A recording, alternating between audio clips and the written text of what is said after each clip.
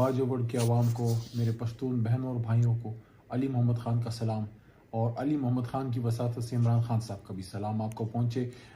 बाजोड़ के लिए हमने एक बार फिर पाकिस्तान तहरीक इंसाफ ने, इमरान खान साहब ने NA8 के लिए गुल ज़फ़र खान साहब का इंतखाब किया है। अस्सलाम वालेकुम मलगरू। اوس خو مسله داسې جوړه شوه چې علي محمد خان هغه هم د ګلظفر په حق کې راغی او ویل چې آیا موږ دا کاندیدیټ ودرولی دی او تاسو چې کم دی خپل قیمتي ووټ هغه به دې له ورکوئ.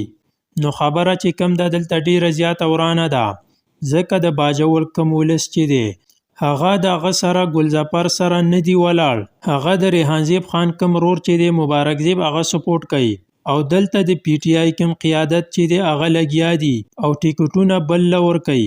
یعنی لکه دا دونه سوچ نه کوي، دونه ګوري نه چې آیا د الیکشن د ګټلې په حق لا باندې چې کم دی منګه څوک ودرو.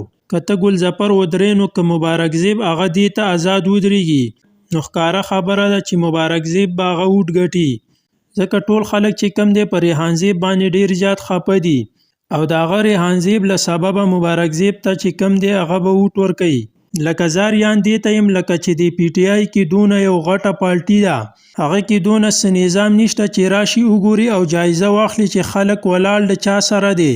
یعنی که تاسو د ریحانزیب کم رور چې دی وګورئ چې ماته وزیر اعلی ویل چې آیا موږ به درله نوکري درکو، دا چل به درله وکړو، ته د دې قیسې نه قلار شه. خو هغې ورته ویل چې آیا زه نه بلکې کم عوام چې دي هغه دا غواړي چې ته ودرېږه، نو زه څه وکم.